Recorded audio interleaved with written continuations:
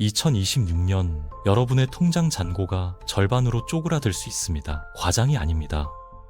지난 2년 동안 달러의 실질 구매력은 이미 3분의 1로 추락했거든요. 금값이 3배로 뛴 게 그 증거입니다. 그런데 더 충격적인 건 이게 시작에 불과하다는 겁니다. 앞으로 5년 안에 돈의 가치가 지금보다 더 빠른 속도로 증발할 거라는 전망이 나오고 있습니다. 성실하게 일해서 월급 모으면 부자가 될 수 있다는 믿음, 이제 그건 지난 세기의 공식이 됐습니다. 오늘은 왜 이런 일이 벌어지고 있는지, 그리고 우리가 어떻게 대비해야 하는지 이야기해 보겠습니다.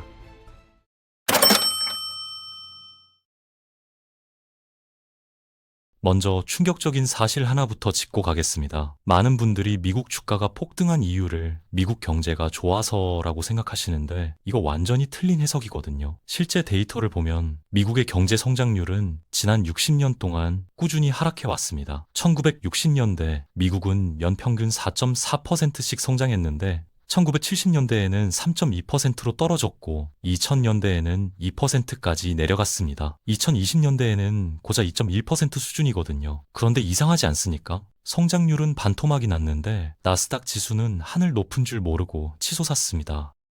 나스닥의 역사를 한번 되짚어 볼게요. 2000년 1월에 나스닥 지수가 5100을 찍었는데 그 직후 닷컴 버블이 터지면서 1100까지 곤두박질 쳤습니다. 무려 78%가 날아간 거죠. 이렇게 처참하게 무너진 나스닥이 2000년 고점을 다시 회복한 건 15년이나 지난 2015년 4월이었습니다. 그런데 그 이후로 무슨 일이 벌어졌냐면 2025년 12월에 나스닥이 23,200으로 마감했거든요. 10년 만에 4배 넘게 폭등한 겁니다.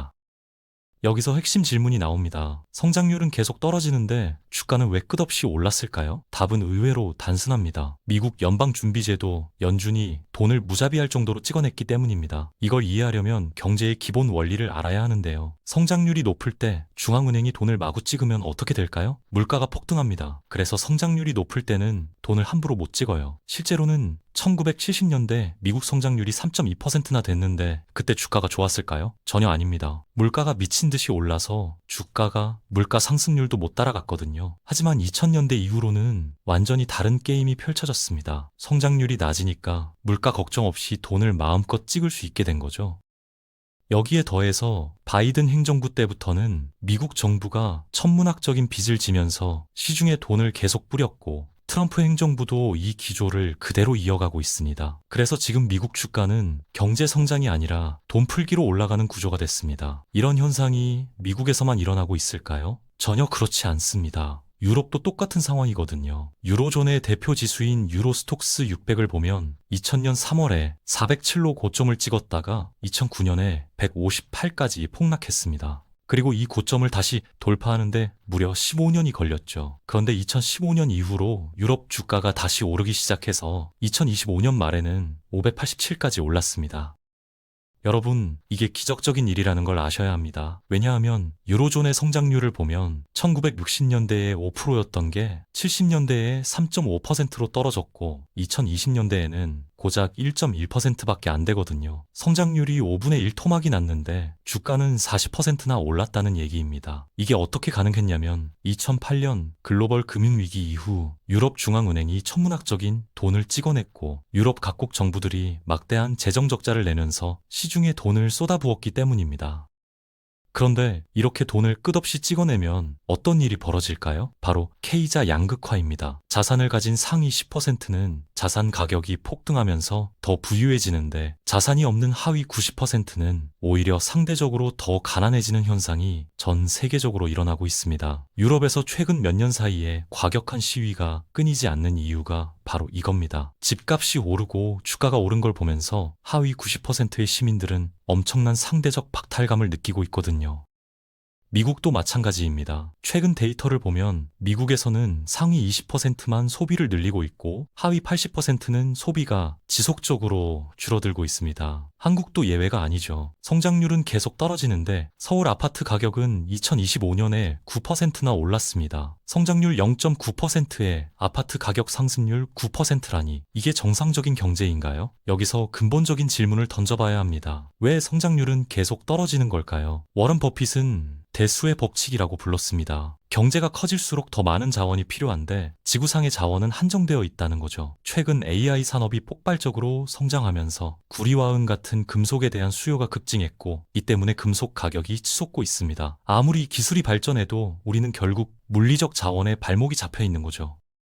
하버드대의 레리 서머스 교수는 여기에 더해서 세속적 침체라는 개념을 제시했습니다. 불평등과 고령화 때문에 만성적인 수요 부진이 일어나고 있다는 건데요. 상위 20%가 아무리 돈을 많이 써도 하위 80%의 소비가 무너진 상태에서는 경제가 제대로 성장하기 어렵다는 겁니다. 그러면 앞으로 성장률이 회복될 가능성은 있을까요? 경제가 성장하려면 세 가지 중 하나는 있어야 합니다.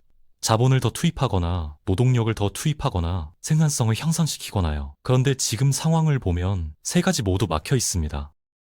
자본 투입을 하려면 돈을 빌리는 비용이 쌓여야 하는데 지금 미국의 10년물 국채 금리가 4%를 넘거든요. 예전에 비해 돈값이 서너 배나 비싸진 겁니다. 노동력 투입은 어떨까요? 전 세계 선진국들의 출산율이 바닥을 기고 있습니다. 한국은 출산율이 0.75로 세계 최저 수준이고 다른 선진국들도 기껏해야 1.3에서 1.6 정도거든요. 인구가 반토막 날 판에 노동력을 추가 투입한다는 건 불가능에 가깝습니다. 마지막 희망은 생산성 향상인데 이것도 쉽지 않습니다. 많은 분들이 IT 혁명으로 생산성이 크게 올랐다고 생각하시는데 실제로는 그렇지 않았거든요. 1990년대와 2000년대에 IT 기술이 폭발적으로 발전했지만 성장률은 오히려 계속 떨어졌습니다. AI도 마찬가지예요. 언젠가는 생산성 향상을 가져올 수 있겠지만 IT 혁명 때도 실제로 생산성에 반영되기까지 10년 넘게 걸렸거든요. AI가 빨라봐야 5년에서 10년은 더 기다려야 한다는 겁니다.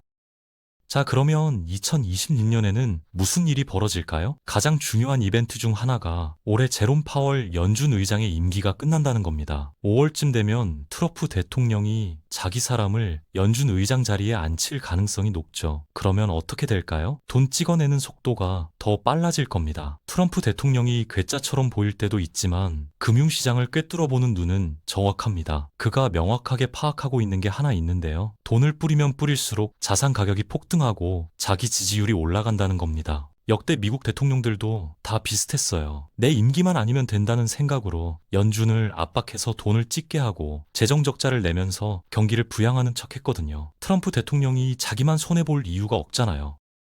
이 모든 현상의 기원을 거슬러 올라가면 한 나라가 나옵니다. 바로 일본입니다. 1990년대 일본에서 자산 버블이 붕괴되면서 일본 경제는 잃어버린 30년에 빠졌죠. 기득권층의 자산이 폭삭 주저앉으면서 엄청난 고통을 겪었습니다. 전 세계가 이걸 보면서 무슨 생각을 했을까요? 일본처럼 자산 가격을 터트리면 절대 안 되겠구나. 성장률이 낮아지면 더 많은 돈을 찍어서 자산 가격을 떠받쳐야겠다는 결론을 내린 겁니다. 그래서 지금 전 세계에서 벌어지고 있는 일이 뭐냐면 성장률이 떨어진 것보다 더 많은 돈을 풀어서 자산 가격을 유지하는 꼼수입니다. 금리를 인위적으로 끌어내리고 돈을 무제한으로 찍어내서 사람들이 저축하면 손해라는 생각을 갖게 만들고 빚을 내서 부동산과 주식을 사게 유도하는 구조가 만들어진 거죠. 한국은 이 구조의 끝판왕입니다. 우리나라는 가계부채로 경제를 굴리는 외발 자전거를 타고 있거든요. 빚이 눈덩이처럼 불어나는 게 멈추는 순간 심각한 구조조정을 해야 합니다. 그런데 어느 정권도 자기 임기 때 그 폭탄을 터뜨리고 싶지 않죠. 전 정권도 빚을 늘렸는데 왜 나 때 구조조정을 해야 하냐는 논리로 계속 폭탄 돌리기를 하고 있는 겁니다. 이 폭탄 돌리기가 언제까지 가능할까요? 한국의 베이비붐 세대 1954년생부터 1974년생까지가 본격적으로 은퇴할 때까지입니다. 1974년생이면 올해 만 나이로 50살이에요. 시간이 얼마 남지 않았다는 뜻이죠. 돈의 가치 하락을 가장 명확하게 보여주는 지표가 바로 금값입니다. 인류가 4000년 동안 금을 돈으로 써왔다는 걸 생각해 보세요. 달러라는 종이돈이 처음 등장한 건 불과 165년밖에 안 됐거든요. 그전에는 미국도 은화를 썼습니다. 2019년부터 2025년까지 금값이 달러 기준으로 200% 올랐다는 건 금이 3배로 뛴 게 아니라 달러 가치가 3분의 1로 쪼그라들었다는 뜻입니다. 수익률을 비교해보면 더 충격적입니다. 2019년에 미국 신년물 국채에 투자했다면 지금까지 수익률이 고작 7.9%입니다. 같은 기간 S&P 500은 160% 넘게 올랐고요. 금은 200%가 올랐죠. 현금을 들고 있었던 사람과 자산을 샀던 사람의 격차가 이렇게 벌어진 건 역사상 전례가 없는 수준입니다. 시대별로 비교해보면 이 변화가 얼마나 급격한지 알 수 있습니다. 1970년대에는 주식 수익률과 채권 수익률이 비슷했거든요. S&P 500이 77%였고 10년물 국채가 69%였습니다. 1980년대에는 주식이 382%, 채권이 209%로 격차가 좀 벌어졌지만 그래도 2배 이내였죠. 2000년대에는 오히려 역전이 일어났습니다. S&P 500이 마이너스 9%였는데 10년물 국채는 98%였거든요. 그런데 2010년대부터 완전히 다른 세상이 열렸습니다. S&P 500 수익률이 257%인데 10년물 국채는 57%에 불과했어요. 5배 가까이 격차가 난 겁니다. 2020년대에는 이 격차가 20배까지 벌어졌고요. 2008년 양적 완화라는 무기가 등장하면서 자산시장의 작동 방식 자체가 바뀌어버린 거죠.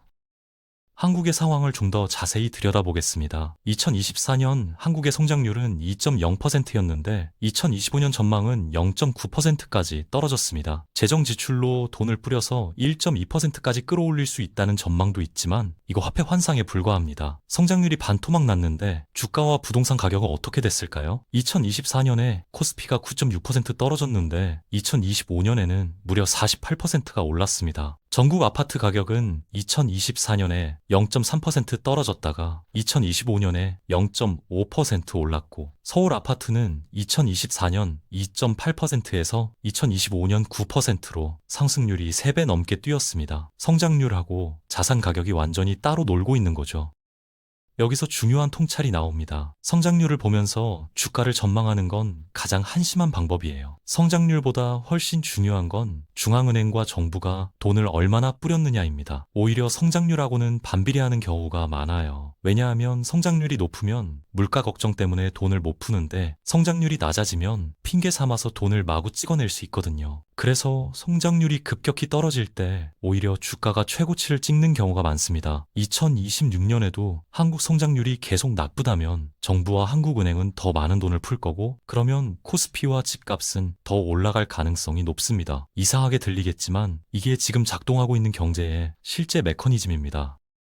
많은 전문가들이 자기 분야만 보기 때문에 큰 그림을 놓칩니다. 주식 전문가는 코스피가 오르면 기업 가치가 제고됐다고 하고 부동산 전문가는 강남 집값이 오르면 공급이 부족해서라고 설명하죠. 하지만 이건 틀린 해석입니다. 2019년부터 2025년까지 코스피는 74%가 올랐고 강남 부동산도 80% 정도 올랐거든요. 거의 똑같이 오른 겁니다. 이건 개별 자산의 가치가 올라간 게 아니라 돈의 가치가 그만큼 떨어진 거예요. 그런데 중요한 포인트가 있습니다. 돈 가치가 반토막 나면 자산 가격이 2배로 올라야 할 것 같지만 실제로는 그렇지 않아요. 코스피나 강남 집값이 80% 올랐다는 건 돈 가치 하락을 완벽하게 반영하지 못했다는 뜻입니다. 그래서 같은 기간 금값이 200% 오르고 S&P 500이 160% 넘게 오른 거죠. 한국 자산보다 달러 자산이나 금이 훨씬 더 좋은 성과를 낸 겁니다.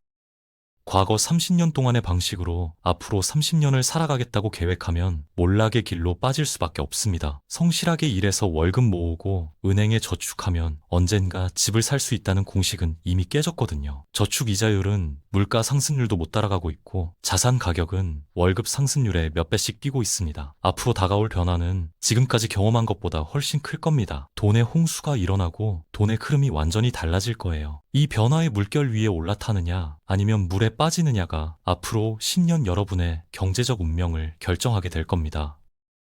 여기서 한 가지 분명히 해둘 게 있습니다. 누군가한테 어떤 종목 사라, 어떤 자산 사라는 추천을 받아서는 절대 선도자가 될 수 없어요. 왜냐하면 사람마다 상황이 다 다르거든요. 올해 연수입이 5천만 원인데 앞으로 30년간 계속 5천만 원을 벌 사람과 똑같이 5천만 원을 버는데 내년에 은퇴할 사람은 포트폴리오가 완전히 달라야 합니다. 자신의 상황을 정확히 분석하고 거시 경제의 큰 흐름을 이해한 뒤에 자기만의 전략을 세워야 하는 거죠. 다행히 늦지 않았다는 겁니다. 모든 변화가 이미 끝난 게 아니에요. 앞으로 올 파도가 지금까지 온 파도보다 훨씬 크거든요. 자본시장의 패러다임이 바뀌고 있고 산업 패러다임도 바뀌고 있습니다. 어떤 산업이 앞으로 각광받고 어떤 산업이 도태될지를 미리 읽을 수 있다면 이 거대한 빅웨이브에 올라탈 수 있는 겁니다.